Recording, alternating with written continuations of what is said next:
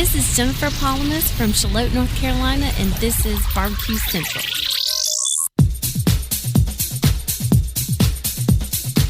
Happy to have you aboard here for the really big barbecue show. Boing. We cook because we have to, and we grill because we want to. Hit me. Fine, how's it going? You have a great show. I'm a big fan. Boing. So what seems to be the problem here? This man looks like he's dead and he's in the crackle. Charbono! It's all about the Charbono, dude! Succulent fish. What? He ate Tootsie for wiener. Oh, listen, Lavernius, shut your face. I'm shaking like a dog shit peach seeds.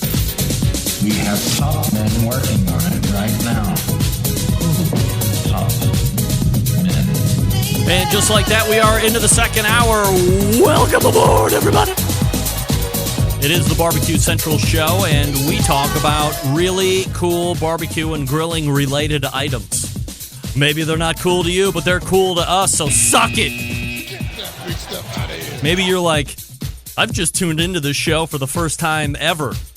I can't believe this guy's gone 60 minutes about barbecue and grilling related topics. And he had a guy named Meathead on. Who? Maybe that's you. Pull up a chair. We got a better hour coming up. Boing. Well, I don't want to say better. We got just as good of an hour coming up. And if I have anything to do with it, maybe a little bit better. How about that? Let's go. 216-220-0966. You can also email me by going here. You can get in touch with the show by sending an email to Greg at bbqcentralshow.com or on the Twitter and Instagrams at BBQ Central Show. Dan H. is watching this show on YouTube. 65-inch screen, Polly. Dan, man's game. Don't forget, you can follow me socially at BBQ Central Show on the Instagram. Thank you in advance for the follow. I believe I'm bringing you some kind of value in the feed. It's food related. It's barbecue related. Every once in a while, it's fun and frivolity. Also, the same handle on Instagram at BBQ Central Show. Of course, Facebook, if you're watching the show here this evening live, you knew how to find it. /BBQ Central Show once you type in Facebook.com. And just like the page, and you can watch this show, the live video feed, right on Facebook. If you don't like to watch me, I get it. You can also go to tunein.com. Actually, the best place to go is the main website, the bbqcentralshow.com, and then right at the very top, 3 big blocks, a YouTube Live, a Facebook Live, and then the audio stream only. That means you don't have to look at me, but you're getting the same content that you would watch only in audio format. That's how the show was intended to be. The show used to be called the Barbecue Central Radio Show. I don't have any idea why I named it the Barbecue Central Radio Show, because it was never on the radio. It was internet radio, and I don't believe that internet is radio or anything like that. That's why it's called the Barbecue Central Show now. That's why I yell at people when they say, it's the Barbecue Central Radio Show. No, it's not. It's not on any radio. It's not. It's just the Barbecue Central Show. But you can get it how it was meant to be, no video, only your mind doing mental tricks and artistry, by going to the tune-in portion. If you click on audio-only stream or live audio feed, or whatever the hell I have it up there as. And if you follow me socially, you could have seen my almost partially viral video of the honey bacon meat church rub I put up yesterday. And that brings up a weird point, or a line of demarcation and or delineation. You know, it's weird where the ages of participation from your kids fall off. So when the honey bacon rub showed up, I immediately masterminded what I thought would be a incredibly contrived and funny and horrific minute or less video, because that's the time frame you have to live in on Instagram. Video that would involve some of my kids. And I pitched the idea to the 15-year-old, and she looked at me like I was an absolute freak show for even asking her to think and consider about taking part in this video. She did not. My 13-year-old, ready to go. What do I got to do? What do I got to do? Where do I want? Take a shot at my good side. She's down. So a 2-year discrepancy, at least at my house. The 15-year-old wants no part of it. The 13-year-old can't get enough of it. And the 17-year-old wasn't in the house. So I can neither confirm nor deny her participation level, or at least what the interest level would have to have taken part in my contrived video. Which, if you missed it, let's go to the website and take a look.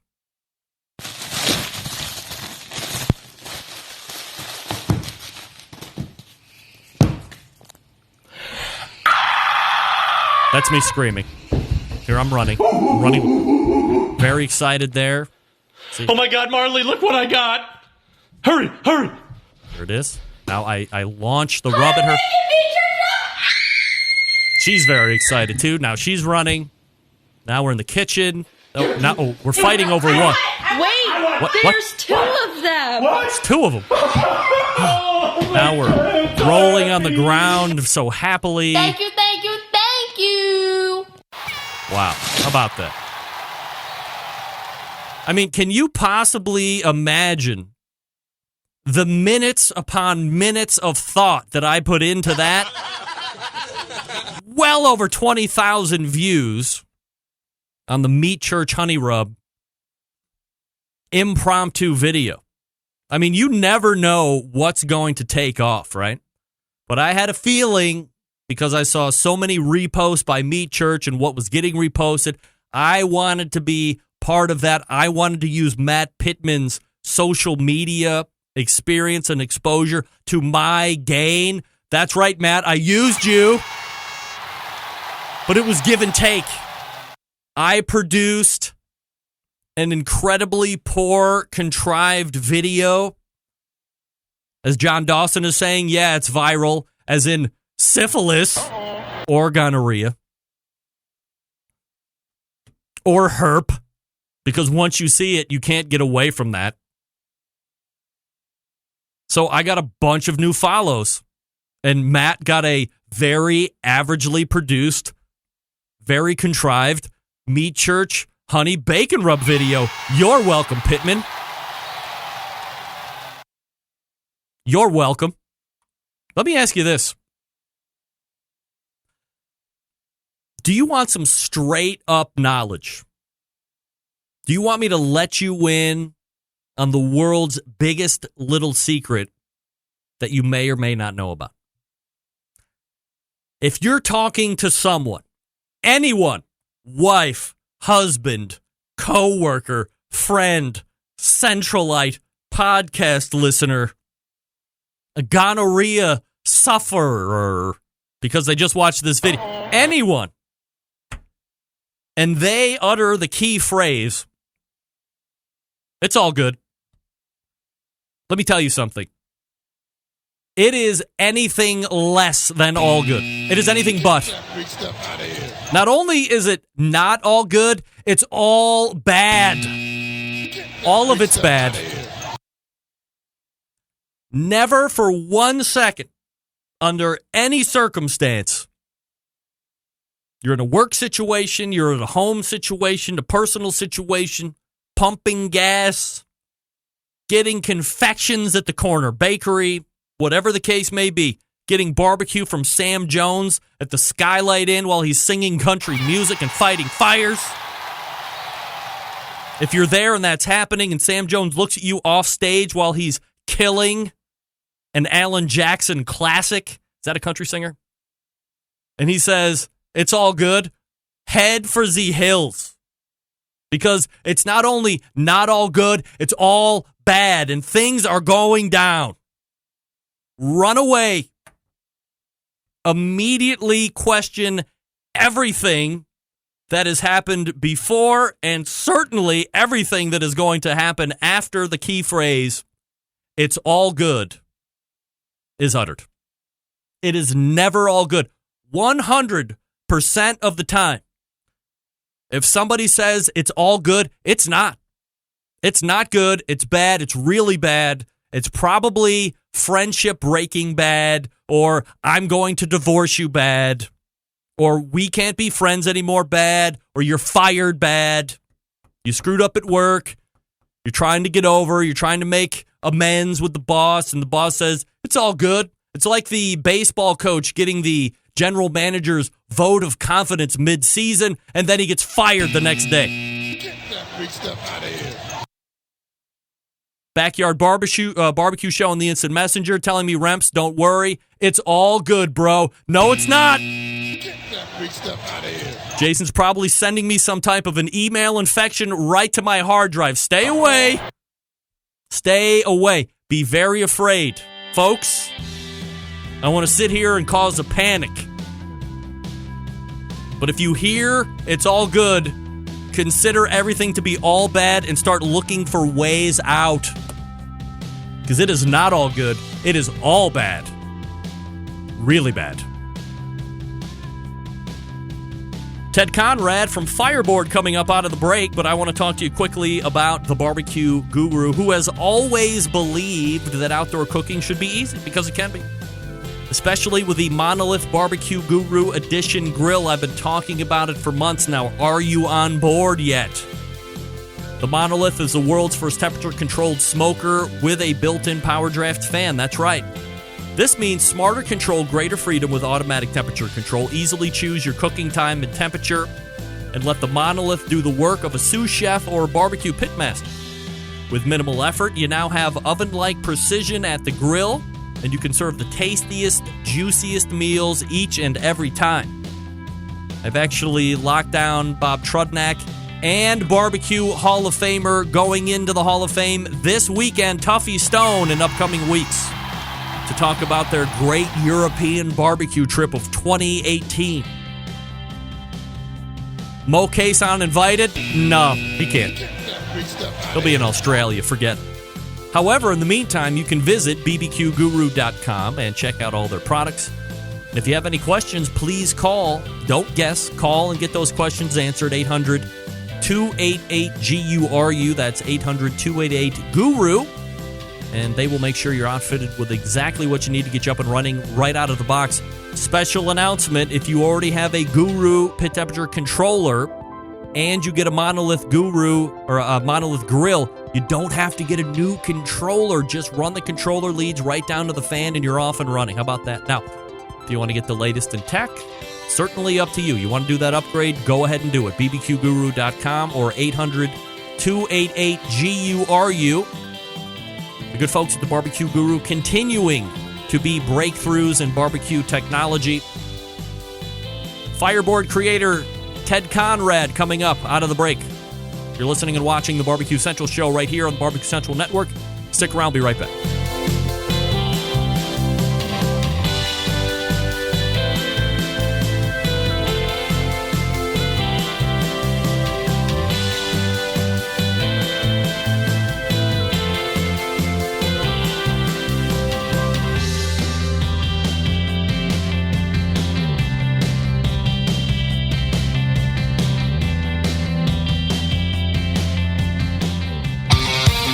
The only show giving you a monthly visit from a doctor of barbecue.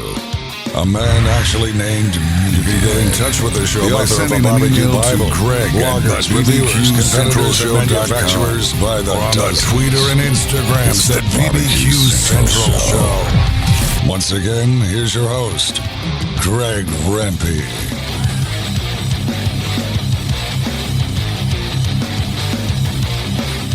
All right, this portion of the show is being brought to you by Smithfield. Hey, committed cooks, make sure you head on over to smokingwithsmithfield.com and report your first place prize winnings.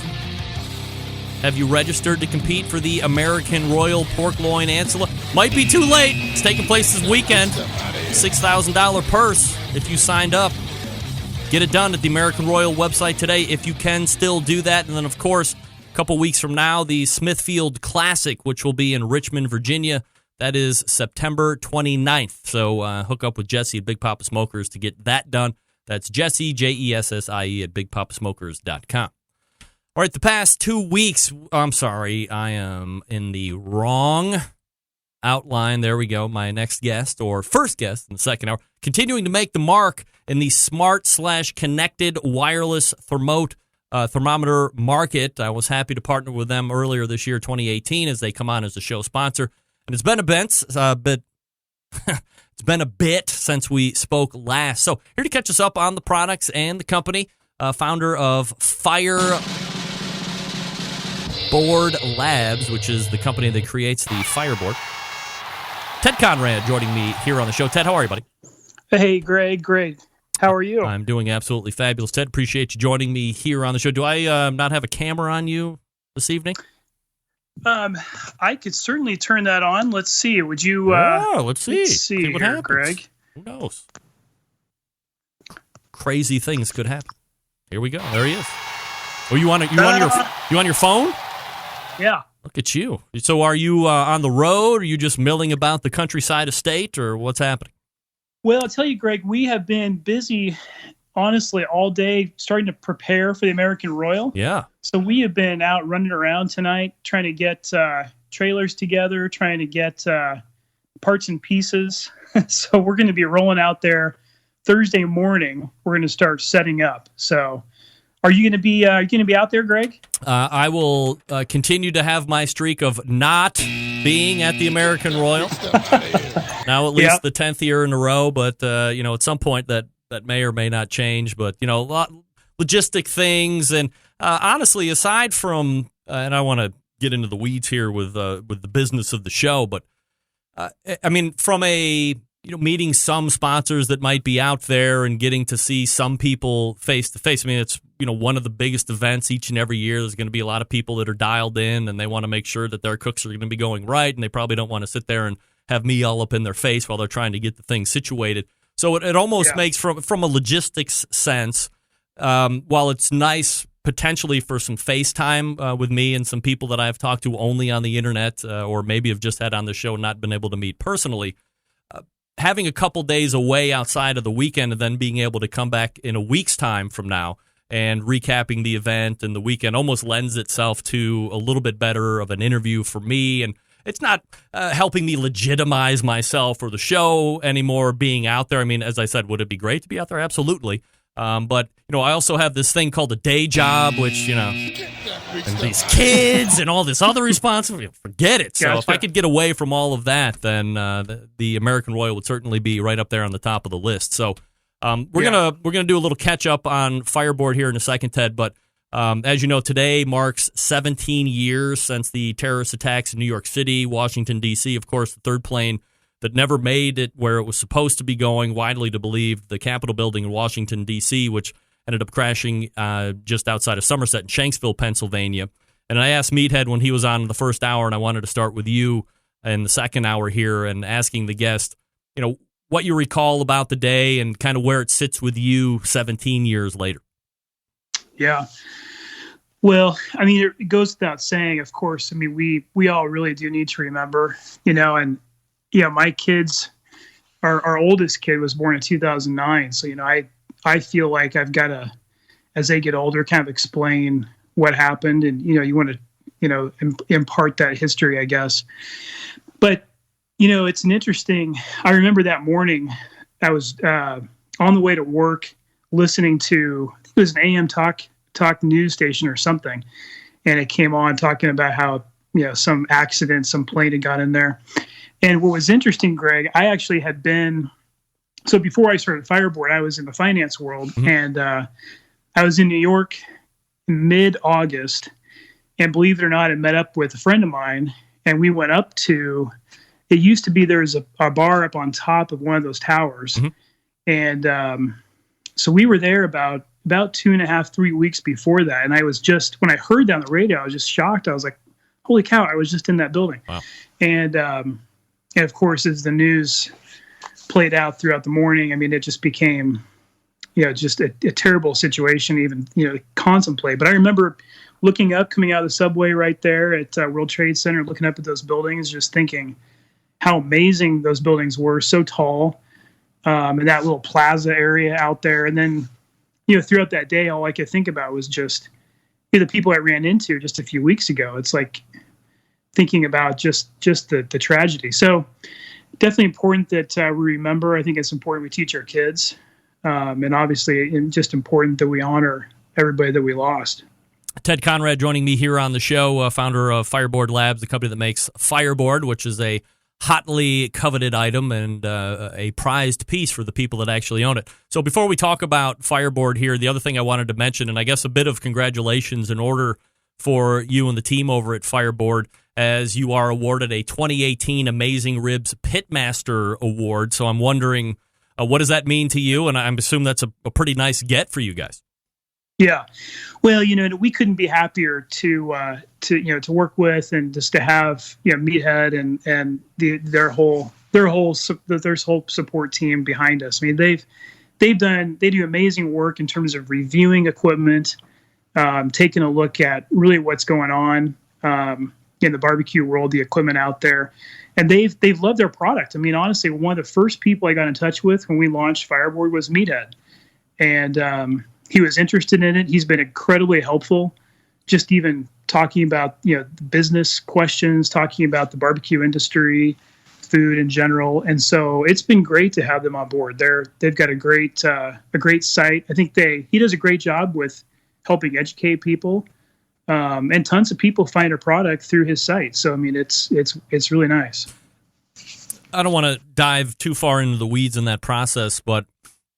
And maybe it's hard for you to give an opinion, since obviously it's something that it's beloved from the folks over at Amazing Ribs who actually do the reviewing, and then you have a pretty fervent customer base as well. But if you got a hold of Meathead, you send them a product, and I'm sure they get a lot of donated stuff to test. It's not something they're buying. I'm not saying that they don't not buy stuff, but I'm assuming a lot of that stuff is donated in for them to test. If he would have called you back and said, "Hey Ted, I got to tell you, it's really kind of a big steaming piece of crap, and there's 20 different things wrong with it. There's no possible way that I would ever give you a reference or a suggestion that people would buy this from my website."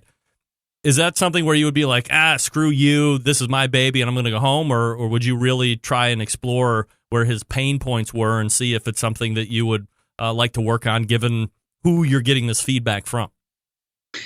Well, I mean, I think, that's probably... I maybe give you a BS answer, right? But I mean, I think honestly, anybody who has a critical comment. I mean, we've had comments from. Well, I will say we have lots of supportive people, lots of people that really like the product. But you still get comments from people that are, whether they're picky or whether they just have maybe a knack for technology, and they have an eye for a certain feature that they really want. So, I mean, that stuff is great. I mean, I think we have to incorporate, in fact, we're working on features in the next couple of months. Hopefully they're out. And all those features are basically from people who have used a product and they've said, hey, this is great. We like it, but we want to see this stuff on there too. And we want to see this feature that'll make it better.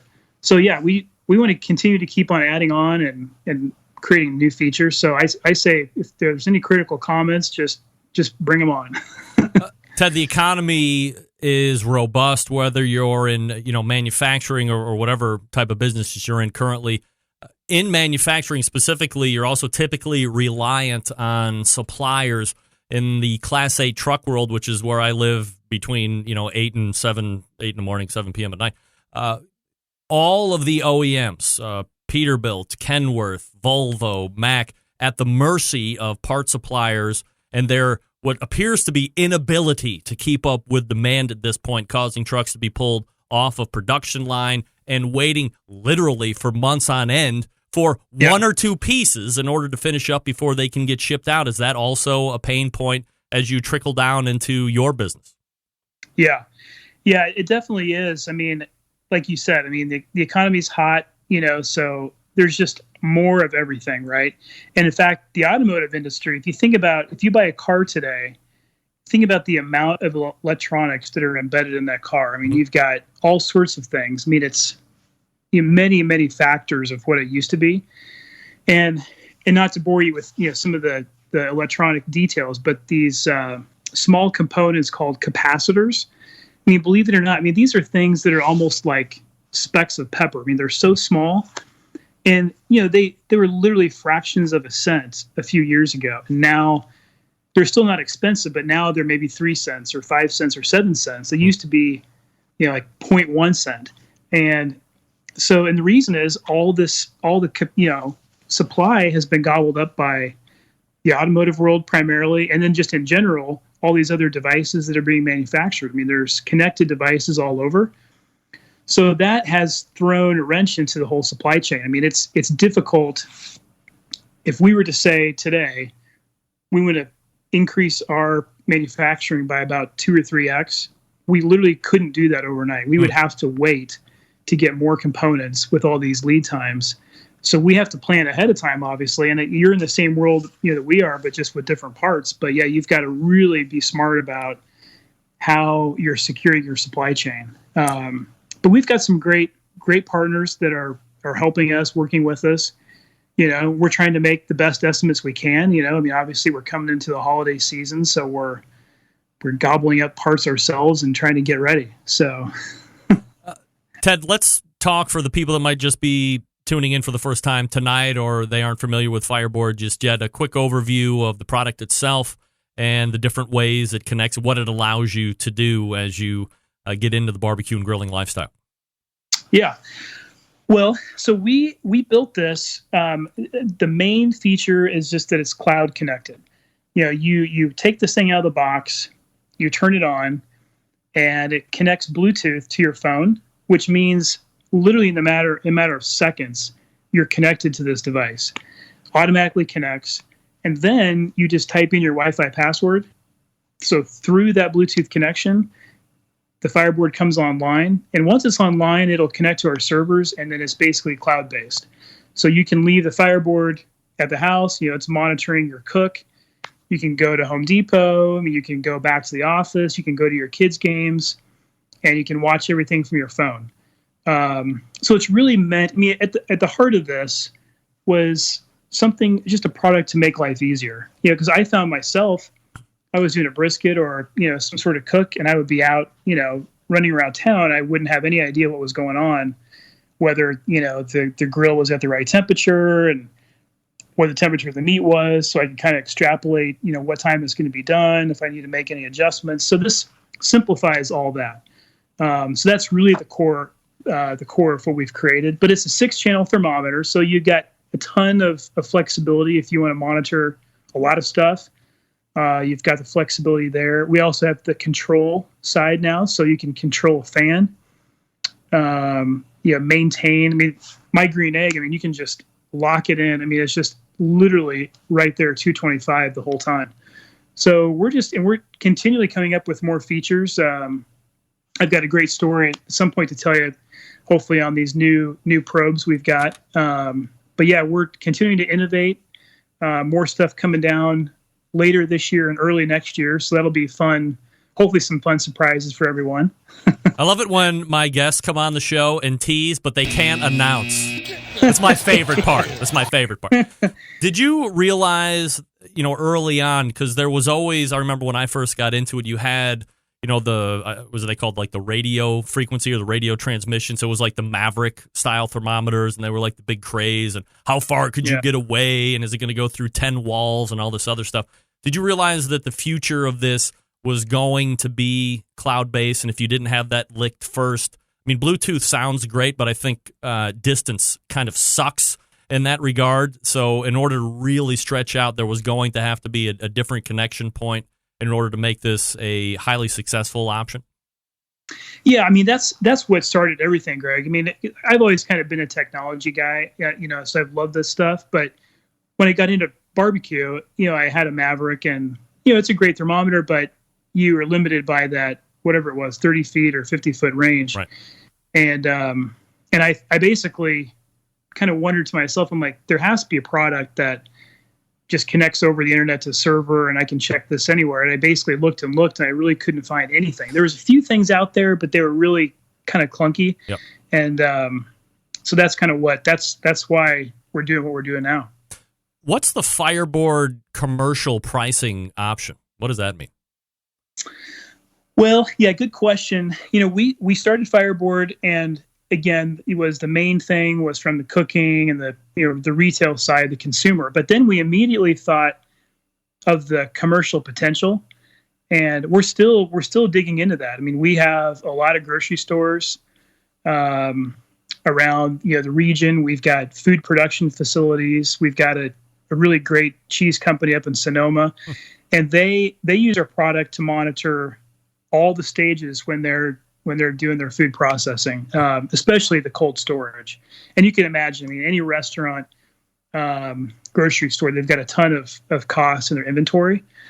So the commercial pricing is really just a notion of you're running this 24/7, 365 and storing all that data and having nonstop real-time access. So that the consumer, for what they're doing, like barbecue, and even for that matter, a guy who's every single weekend doing stuff, that it's still, the cloud's still free to use. But the commercial guys, we've moved to $10 a month when they're just doing 24/7, 365. From a price point, just normal consumer, what are we looking at to get into a Fireboard?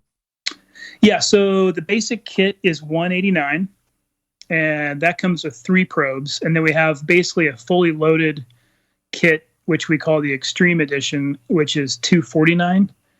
And that has 8 probes. So you've got 6 food probes. That way you can load up all 6 channels with food if you want. You can kind of mix and match. You can do 4 and 2 and whatever. But 6 food probes and 2 ambient probes. Ted, the past few times you've been on the show, I've asked what the end game was. In other words, if a Weber or some other big name in the industry came a knocking, would there be a sell point? But let me ask the question in a different way instead. Have you been, with the success and now the longevity of the Fireboard, have you been approached about selling out or what's your buyout number because we really dig it and we want it? Yeah, we've had one discussion. Nice. And we've had, some other discussions with companies just in terms of trying to partner. And again, I don't, not to try to avoid answering. I just simply think I think there's some guys that start companies with the goal that they're just going to sell. And that's really not, I think, where we are. I think if somebody came by and they were like, this really, we love this, we're going to, buy it for this. Are you interested? I think obviously you're going to take a look at it, but I think, we're interested in building cool technology and solving interesting problems. And as long as we can keep on doing that and we can keep on innovating and building a nice little business, I think that's great. American Royal Invitational and Open taking place this weekend. Obviously, you guys are going to be hanging out there. What do you look to get out of this weekend? Yeah, well, that's another great question. It's kind of tough as somebody like us. We want to go out there. We want to talk to people. We want to have fun, but you do want to get something out of it. And sometimes it's hard to pin down exactly what that is. But I think for me, it feels like if we can have some nice creative content, if we can interact with some of the great, people. We're actually partnering up with Burnt Finger Barbecue, so Jason and Megan Day. Yep. And we'll be out there with them. By the way, it's 376 if anybody's listening who's going to be out at American Royal, so come by and say hey. But we're going to have a nice little setup, hopefully do some photos and video. I think there's just a chance you run into somebody and you have a conversation and maybe you capture that on video. Maybe you just have a conversation that leads to something else down the road. And then I think furthermore, it's a great environment. It's fun to get out there and see what people are doing and just have a good time. Are you going to be at NBBQA this coming year? That's going to be in Kansas City in beginning of April, I think. Yes. In fact, yeah. You were out there. Didn't you go last year and do a live? That's right. Live I was feed? down in March this year. We did three 3-hour live shows, like Wednesday or Thursday, Friday, Saturday. And I will be in Kansas City this coming that's cool. next NBBQA. So we'll be there. If we don't, obviously we won't see each other this coming weekend, but early next year we'll be hooking up. Yeah, no, we'll definitely be we'll be there. And so we were there 2 years ago down in Dallas. And then last year we had a huge push, or just this last April, we had a huge push on this product. So we didn't make it down, but definitely we'll be part of that. That'll be a great time. All right, what's the spot you're going to be hanging out at again this weekend? 376. 376. So if you're going to be down at the American Royal, check them out. It's Ted Conrad with Fireboard. And Ted, really enjoyed catching up. And, of course, I appreciate the sponsorship of this show. So tell the gang I said hi and have fun this coming weekend. Will do. Thanks so much, Greg. It's great to be on. Happy to have you. There he is, Ted Conrad from Fireboard. That's okay. From All Fireboard. guests appear via the Traeger Grills hotline. Yep. Yummy. There you go. So if you are going to be at the American Royal this weekend, is this the third different date in as many years of the American Royal? 376, which also happens to be Burnt Finger, Jason and Megan Day. They created Bacon Explosion, baby, yeah? All right. Jason Cole coming up out of the break. I want to talk to you quickly about Cook Shack, makers of award-winning smoker ovens for barbecue lovers with any amount of experience. Whether you do it in the backyard, on the competition circuit, in a 5-star dining facility, Cook Shack has the unit that will do the job, and with a full line of barbecue sauces, spices, pellets, and wood chunks, the perfect one-stop shop. Cook Shack strives to be your barbecue resource center by offering cooking classes, online recipes, how-to videos, 2 blogs, Smoke and Grilling 101's a video cooking classroom. Check out their website, cookshack.com, or follow them on Instagram, Facebook, YouTube, Twitter, Pinterest, and Google+. Get advice and share your passion for barbecue on their world-class barbecue forum. Cook Shack pellet-fired smokers are the choice of champions because they were designed by a champion, Ed Fast Eddie Morin. The FEC 100 and PG 1000, always customer favorites. The PG 1000 can double as a smoker and a grill. Low and slow, hot and fast, the pellet grill line gives you the most for your money. Cook Shack residential electric smokers are the #1 smoker in the industry. High quality means high durability and versatility. Anything you can cook in your oven, you can make in a Cook Shack, yeah. Passion and dedication drives Cook Shack's manufacturing, with quality always being at the forefront. Get the best in barbecue since 1962. Call 800-423-0698. That's 800-423-0698 and visit cookshack.com. Jason Cole coming up out of the break. Stick around. We'll be right back.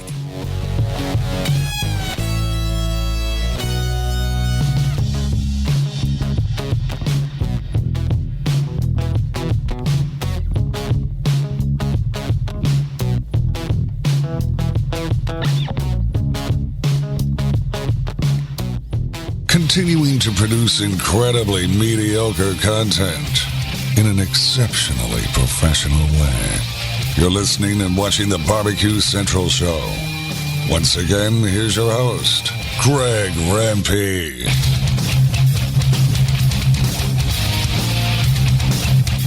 All right, thanks again to Ted Conrad from Fireboard, fireboard.com, for joining me last segment. Past 2 weeks, we've been mentioning the new contest that will take place this coming February, being put on by the Kansas City Barbecue Society. KCBS World Invitational Barbecue Championship. Let's head to the Traeger Grills hotline and welcome in the organizer of the event, first-timer to the show, Jason Cole, joining me. Jason, how are you, buddy? Good, man. How are you? Absolutely fabulous, Jason. Appreciate you making time for the show. Wanted to start out this segment first. I've asked every other guest here to do a quick recollection and or remembrance. Obviously today, 17 days or 17 years to the day of September 11th, 2001. So what do you remember about that day, and I guess how do you see it 17 years later, Jason? That day I had just started a new job, and I was sitting in my new boss's office, and just having someone walk by and say, a plane hit the World Trade Center. And we kind of abruptly ended our conversation and found a TV and just was in disbelief of the things that happened the rest of the day. I'm married into a military family, and it's I have a lot of respect for military and our police officers and our firefighters, and it's a tough day in my wife's family. So there you go. Jason Cole joining me here on the show. The website, by the way, kcbs.us. That's the main website if you want to take a look at the event website. KCBS World Invitational BBQ.us if you want to check it out here while we're talking. Jason, first time on the show here, so if you don't mind giving us a quick background about you, maybe what you do professionally and how you got in this whole barbecue deal. Sure. So professionally, I do sales. I work for a packaging company, and I sell companies, boxes, displays, all that kind of stuff like that. Got into cooking competition barbecue a long, long time ago. It was me and my oldest brother, had a disagreement who was a better cook. And we decided we'd enter a contest in the local town that I lived in. And from there, it just kind of grew. And we really became serious about it in probably 2011, 2012. We started doing, more than one competition a year. And just kind of grown from there. And it's been a fun ride. I made a lot of great friendships over the years. So that's what I really enjoy most about going to competitions is, yeah, we all want to get calls, but, just to hang out with your barbecue family is really cool. You like it enough to want to get on the board, which continues to seem to be a thankless job by and large. Yeah, a friend of mine nominated me for the board as a joke, quite frankly, and the more I thought about it, I was like, I'd like to leave a mark. I'd like to say I did all I could for, this crazy hobby sport that we do. So it's been some ups and downs, but overall it's been a good experience. So let's talk about the KCBS World Invitational Barbecue Championship, Jason. First and foremost, KCBS has always been in the business of sanctioning contests, not putting them on. Was KCBS tired of being just the rules keeper, and now they want to be associated with both sides of the event? Is it a revenue generator now that they're looking at? What's the idea behind getting away from just being the sanctioning body? Well, first, this is not a new idea. This idea has been floated around for, a long time. Sure. And for some reason or another, it's never taken traction. So, I got elected, as you mentioned. Since I'm in sales, they put me in the marketing committee. I have a really strong marketing committee. And one of the guys on the committee is David Stidham.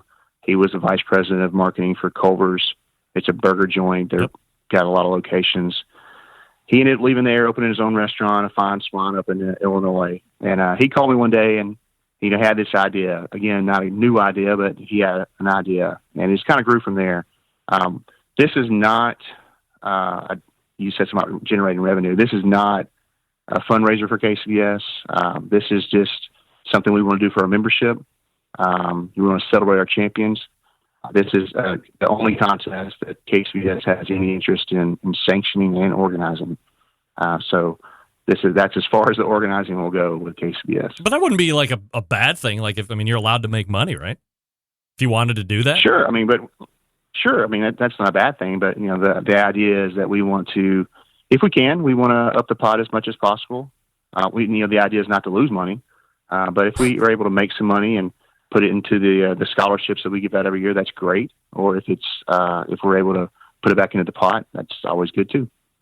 If somebody looks at it and they're reading how you qualify and some of these other things that we'll get into here in just a second, is it fair to say that this has an American Royal Invitational feel to it to some degree?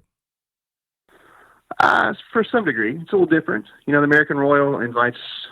There's so many sanctioning bodies that are invited to American Royal.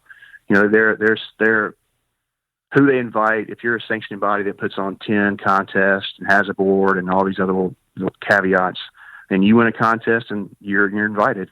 This is strictly for KCBS members.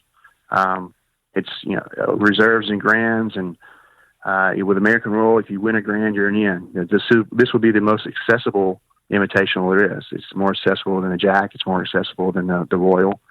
So there are some similarities, sure, but it's a little bit different.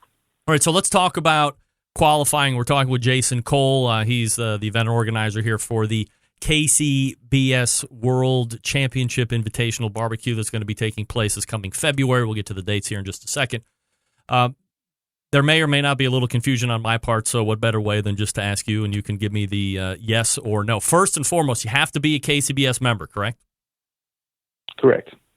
How come that's not You have to be a KCBS member and in good standing, so you have to be current on your dues. How come that's not a requirement for every other contest that KCBS puts on. Why shouldn't, if you're going to cook a KCBS contest, that you have to be a member? I mean, that's pretty reasonable, right? Well, there is a lot of talk about that. I mean, there's been proposals, and you may or may not have seen in the bullshit about offering a free membership, and then having the paid membership. But I think there's a lot of momentum behind the idea that you should be a KCBS member to cook a KCBS contest.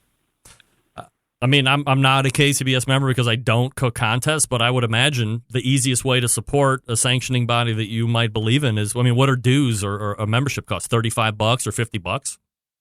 It's like $35. I think it's actually $40 to be a full membership. I mean, come on, bone out, $40. Come on, do it. You qualify if you win a Grand Championship or Reserve Grand Championship 2018 calendar year, correct? Correct. You can also qualify. Go I'm sorry. No, you go ahead.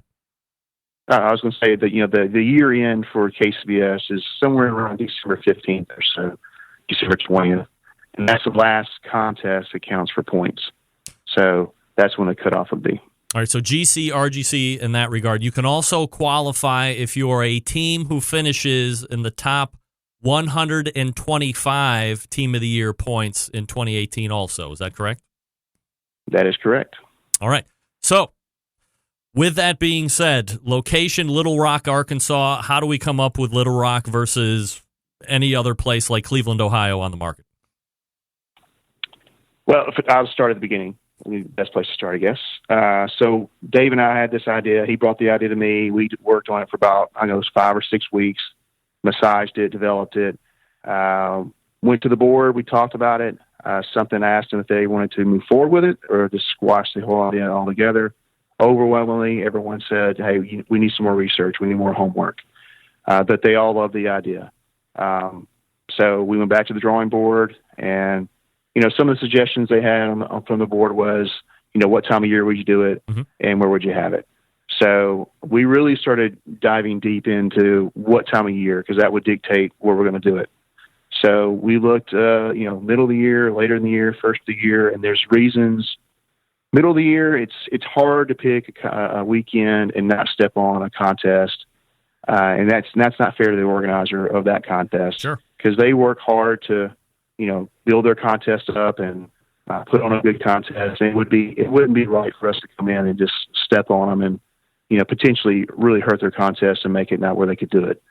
Later in the year, you start running into conflicts with the Jack, you start running into conflicts with the Royal. And by no means do we want someone to have to pick between going to our event or the Jack or the Royal. So, again, there's also so many contests and later in the year as well. So it's really hard to pick a weekend. So we really started focusing on the first part of the year, January, February, March. March, there are a lot of big contests in March and April and May. So we really boiled it down to January and February. And the more we looked at it, February made sense. There's not that many contests in February, so we're not really going to be stepping on anybody's toes. And the weather is not bad, considering where you're going to go in the country. So we had a list of criteria of what we wanted to find in a location. So we decided we wanted to stay in the Sun Belt region, which, for those who don't know, the Sun Belt region would be like Florida, Alabama, Mississippi, Arkansas, Louisiana, Texas. We want to kind of stay below a certain line because the weather is better below that line than above that line. So we started looking at within each state. We started looking at cities within the state of things to do. If they had a facility, we need a large facility because it's going to be a large footprint. Because we're hoping to get at least 150 teams. Could be a potential as more as 200 teams. So we need a facility that has the power, has the water, has all the amenities you need for put on a Class Act contest. And as we found the cities and found the locations, we started researching those locations and talking to them, what they have, what they don't have. And we started out with, probably 10 or more locations that we really thought that could hold the event. And as we talked to them, we started marking them off. And we ended up with 4 locations that we really liked. So one day I met Dave in Memphis, Tennessee, and we loaded in the car and just did a road trip.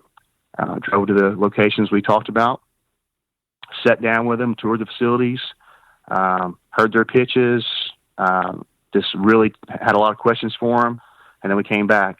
And after doing all that, we felt the best location for this event was Little Rock, Arkansas. It's an amazing facility. It's a huge footprint. It's room for us to grow.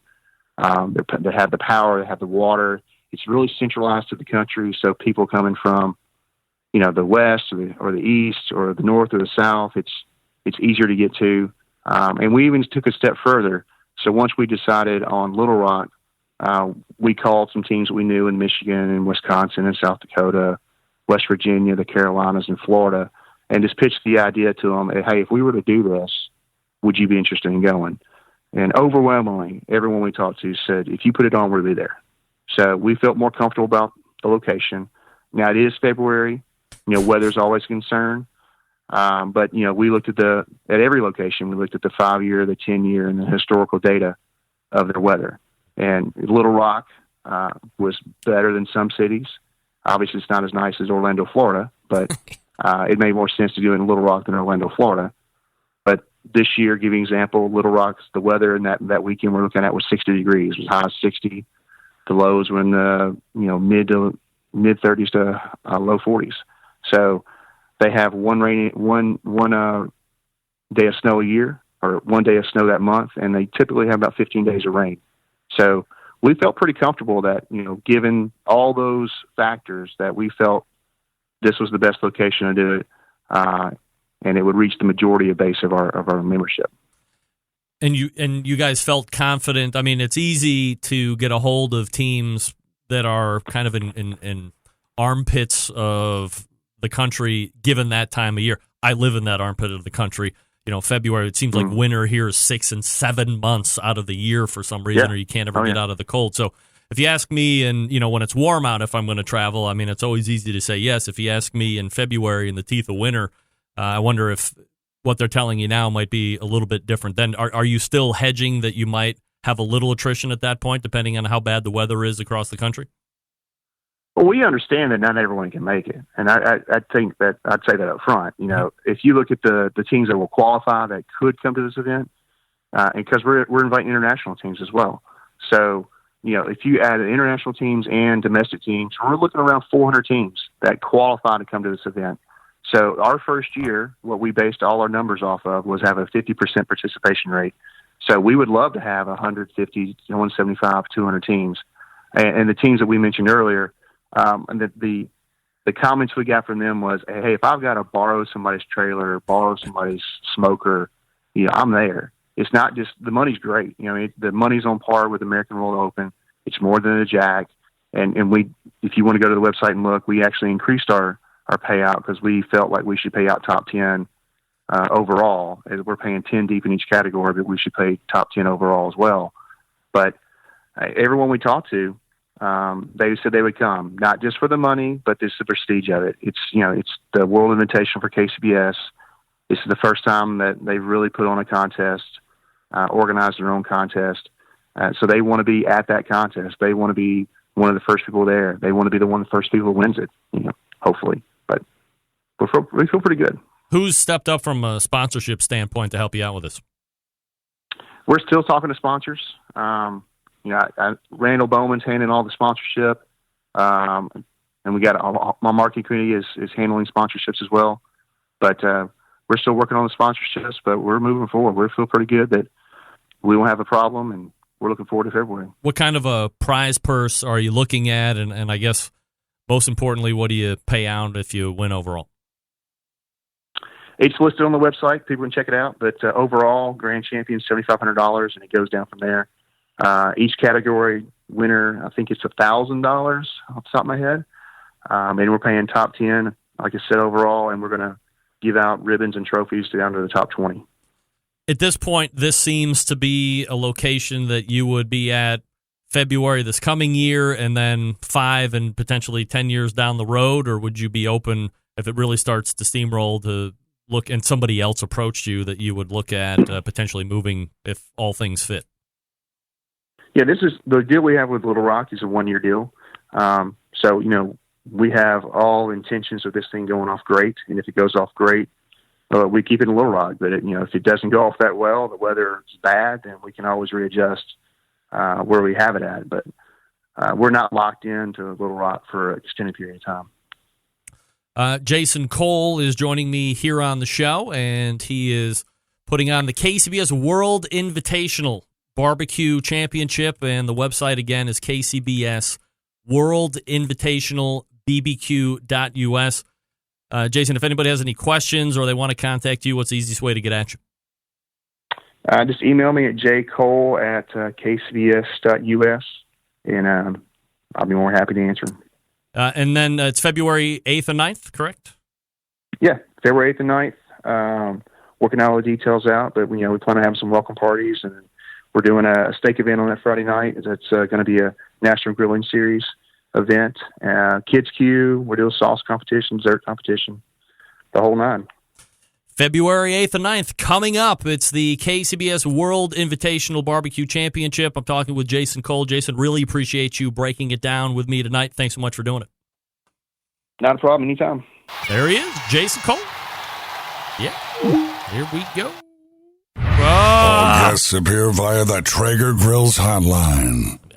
I'm reading it, for crying out loud, and I still can't push it. Reading it correctly, and I'm still pushing it wrong. That's Jason Cole, and we're talking about the KCBS World Invitational Barbecue Championship, which if you ask Tennessee correspondent Steve Ray, it's not. Andrew, you are not the fire. It's not an invitational, it's a national qualifier. You have to win a grand championship or an RGC or finish top 125 in KCBS overall Team of the Year standings at the end of this year. That's how you qualify, not get an invite. That's according to Steve. Let me talk to you quickly about Green Mountain Grill, some of the best pellet cookers out there on the market today. 3 different sizes to choose from if you're looking for something to take to those tailgates like Meathead and I were talking about in the first hour. Davy Crockett is the one that you're going to want to look at. You're not sacrificing a ton of capacity for portability if you don't have access to a traditional power outlet and you have a 12-volt outlet in your car, truck, van, or SUV. You're in luck. You can use it, and away you go. If you want something you can put on the patio or the back deck, Daniel Boone and Jim Bowie are the ones you're going to want to take a look at. Daniel Boone, mid-size. Jim Bowie, that's the Big Daddy. Both accommodate a tremendous amount of food. Very easy to use, set in 5-degree increments. And you're off and running for that slow smoking or indirect, getting all the way up to grilling temperature, 500 degrees if you are seeing your way fit to do steaks, burgers, chicken wings, and hot dogs and other type of grilling meats. You can do it right there on the Green Mountain Grill. Or maybe it's pizza party time coming up this weekend and you have no options. Ha-ha, poppycock. Head on over to Amazon or your nearest Green Mountain Grill dealer and inquire about the pizza oven insert. Rip the guts out of the Daniel Boone and the Jim Bowie. Drop the pizza oven insert in there. And now you have a high heat oven pizza insert. Did I say that right? You have a high heat pizza oven insert. I said that right. Set your cooker at one temperature, let's say 355 degrees, then roughly double it. That's what temperature that oven is at. 700 degrees if you're at 350, 1,000 degrees if you're at 500. I don't like to cook that high. That's just me. Maybe you're different. All you have to do is go to greenmountaingrills.com. That's greenmountaingrills.com. And away you go. We're back to wrap the show right after this. Stick around. We'll be right back. Whole packers, full racks, legs and thighs, injecting butts. If you've never heard this before, you might think you found the best XXX show ever. Let's get back to the most homoerotic host out there today, Craig Rimpey. And we're being brought to you by the National Barbecue News, dedicated to all things barbecue. The goal is to introduce new people to barbecue worlds while keeping the barbecue enthusiast and professional informed on all current happenings in and around Barbecue Nation. They obtain this goal by offering timely news stories, new product reviews, barbecue event calendars, and unique recipes inside their printed products, websites, social media pages, emails, and newsletters. Subscribe now by going to barbecuenews.com. That's BARBECUE, barbecuenews.com. All right.